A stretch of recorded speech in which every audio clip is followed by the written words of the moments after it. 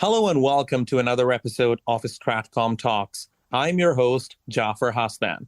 Today we will be talking about social media security, whether or not our information is safe on the social media.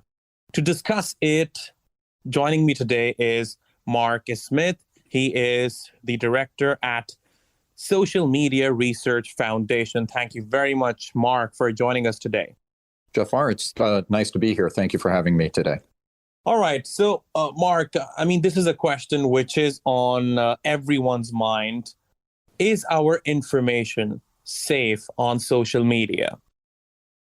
That's a very good question. I think what I hear in that question is information in social media safe? Because, of course, we do not go to social media to put information that we want to remain private. So the safety of social media data is a little bit different than the safety of, let's say, medical records or financial records, where safety often is equal to the denial of access to the information to people who are not legitimately entitled to access to that information. So in social media, the nature of security is a slightly different beast in that all of the information in social media tends to be radically public.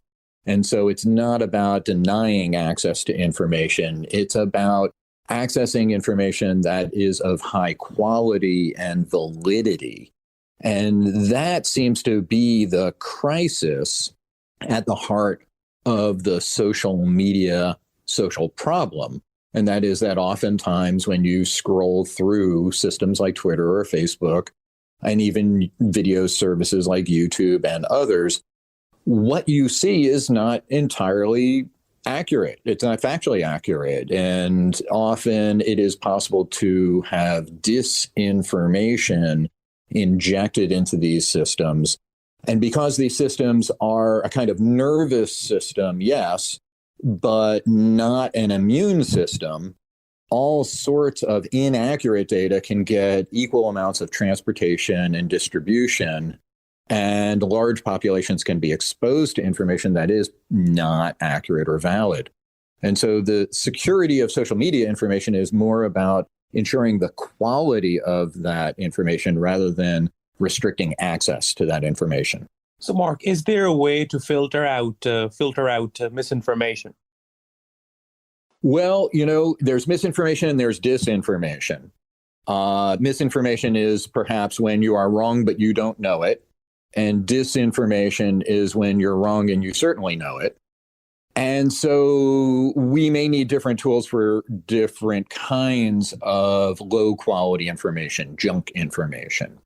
And so in many cases, it might be easier to address the disinformation problem than it is to address the misinformation problem. And that is because there are dramatically fewer point sources of disinformation than there are of misinformation. Almost all of us have been wrong at one point or another, but very few of us are intentionally wrong in a concerted effort over time. And so we are finding that it is often the case that as few as a dozen or more people, but not hundreds, not thousands, are the root source of disinformation about the efficacy of vaccines or the efficacy of masks, just as two topical and very salient examples right now would be. So the good news is there are relatively few sources of disinformation, at least as relative to the total social media population. Okay. Now, Marc, let me give you an example. About 2 days ago, I logged into my Google account, and right after I logged in, something popped up on the right-hand side of my screen. It turned out to be a survey. And it asked me whether or not I think my data, my information is safe on Google, which basically leads me to ask you, do you think these social media giants such as Alphabet, Meta, Twitter, they have started to think that their users might not be trusting them anymore? Well, clearly, public perception of social media platforms, particularly the very, very large platforms, has eroded significantly over the last 3 to 5 years. Ever since things like Cambridge Analytica and many of the very serious real world cases of social media platforms being used to create organized violence, sometimes state organized violence. So every communication medium has the potential to be used in ways that we don't, as a society or our different societies, feel is a valid use.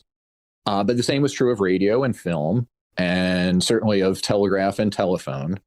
And the internet is just the most recent channel for humans to talk to humans. And one of the things that humans do when they talk to each other is essentially engage in lies. And so the fact that the platforms enable that without much distinction between high quality information and low quality information, I think is the problem.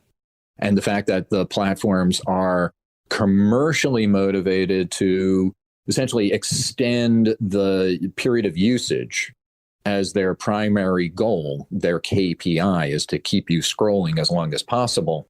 So that's an interesting and perhaps perverse incentive structure. Okay. Yeah, go ahead. Yeah, finish. And it just may be that because of the business models, because these are commercial services, they're going to have these pathologies that, let's say, utility-like services would not. And so it is exciting that the early era of the internet involved all these startups, and some of them grew huge, and they've all been in a kind of laissez-faire, self-regulatory environment. But that doesn't mean that, like the early years of electricity generation, where everybody sort of generated their own, and then giant monopolies generated electricity, maybe municipalities also legitimately generate their own electricity. And similarly, maybe municipalities and nation states provide themselves with communication services that stand outside the commercial market. And why would we want that? Well, because when these services exist exclusively within the commercial market, they are subject to commercial incentives that mean that other kinds of pathologies are not addressed. And what are those pathologies? There is a very real potential for misinformation and disinformation, basically disinformation, to carry people's public perceptions about an issue in ways that are useful but not factual. So, as I understand, misinformation and disinformation is at the heart of this whole problem. So, let me ask you, how much responsibility do these social media giants have in ensuring that our data, our information remains safe and secure? At the moment, they have very little, and probably should have almost none, because it's not for them to regulate themselves. It would be for nation states to provide the standards of operation, which would be different from telling these organizations how to technically implement those things. But I'm encouraged by the history of automobiles, which turned out to be useful but deadly, and over an 80, 90, 100-year history have become much safer with the addition of safety equipment like airbags and safety belts and crush cages and things like that. And many governments, most governments, set standards for what an automobile must be in order to operate in their territories. Similarly, we could be telling social media platforms that they need mechanisms. So maybe they're like fire suppression mechanisms, or they're like airbags. They're the mechanisms that are used in the low frequency but high consequence, undesirable event. Some accidents happened. You've just hit a crash barrier. That's right. A really bad thing. So what would the equivalent set of tools be for the platforms? Well, we can certainly come up with a wide range of safety equipment for the platforms. And in our organization, we've been focusing on distributed editors as a design pattern, a solution that would allow you to not only pick somebody to listen to, I'm going to follow some organization, but you could also elevate that to, this organization is now my editor. They're going to have the power to remove content, not just generate it, remove content from my view. Now, that sounds like censorship, but it's not government censorship. It's editorship.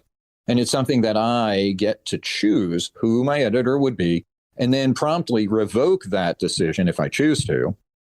And this would allow civil society to return to the process, to the role of gatekeeper, which when the internet was first in its early days, we thought it was great that there were no gatekeepers.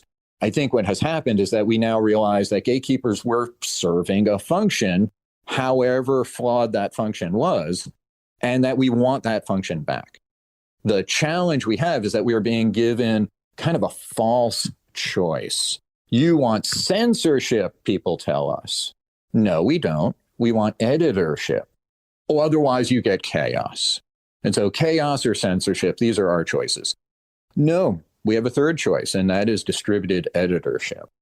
And that would mean that, yes, I do grant some people the right to limit what I see. And certainly I could go and review that over time and revoke it if necessary. But a simple design solution, AI, NLP, ML, magic, artificial intelligence stuff. Okay, but Mark, don't you think nation states have still not figured out the difference between editorship and censorship? Well, they haven't, and that's fair because they mostly react to serious problems on the internet with censorship. And most people look at that as ham-handed and often politically motivated, and that's problematic. But most governments regulate the nature of the automobile that is going to operate on your highways, and we mostly agree that that's a good thing. And so maybe governments do need to step up their games and stop moving straight towards outright government censorship, which is problematic, and move towards these design standards like the way they regulate automobiles and say, hey, what would happen if somebody started sharing a message and it was on its face wrong and harmful? What would we do? Right now, the platforms say they reserve to themselves essentially a sovereign government-like ability to pick and choose themselves what content will be suppressed. And no doubt people have strong negative opinions about Mr. Zuckerberg, the CEO of Meta or Facebook or whatever they're going to call it. And no doubt, because we don't want to grant him that power. But the power still should exist within our societies. It just shouldn't be in the hands of a single individual or a single government official. But again, how do you persuade them to basically give up some of that power? I think that governments will no doubt want to abuse power under certain circumstances, but there is a large case in which governments are legitimately seeking to perform the function of protection of their populations and don't understand what are their choices. That they could have this other choice, not just draconian state-imposed censorship and not laissez-faire. The platforms decide, and they all live in Menlo Park in California, 8,000 miles away, and they don't really know anything about our local issues. There's a middle path, and that middle path is to begin to say, like seatbelts, like airbags, like crash cages, the platforms need to start to have safety equipment. If you go into a skyscraper and you look up, you're going to see that there's fire detectors and sprinklers. That's because it's too dangerous to let a big fire break out. Too many people are at risk. Now we have platforms with billions of people on them. And the equivalent of a fire is disinformation breaks out on the system. Sometimes that disinformation is trivial. This diet will make you thin and attractive. Maybe that's not that trivial, but it's relatively trivial versus reject a medicine in the middle of a pandemic. That's a lot less trivial. So there are very serious consequences to disinformation. And there need to be standard practices on platforms that we can hold platforms to account to deliver that feature, not to do the censorship. Okay, Mark, just so it's clear for our audience, and these standard practices should be commissioned by nation states, correct? I think that's correct, or regulatory authorities of one sort or another. And I think that a good metaphor is the way in which financial accounting is performed under capitalism, where we have skilled and talented auditors, accountants, forensic accountants who use advanced tools to analyze data to look for fraud. That could be something similar on the social media platforms. And in order to enable that, there might be something like financial reporting obligations, legal obligations to provide certain levels of financial data. That would take a nation state to impose. And so, yes, it's going to take some kind of international regulation or nation state sovereign regulation in order to say to the platforms, all of you must comply with certain standards of safety. Okay. It's such an important discussion, Mark, but unfortunately, we're out of time. I would like to take this opportunity to thank you for taking out the time. As always, I really appreciate your analysis. Thanks a lot. Thank you so much for the time today.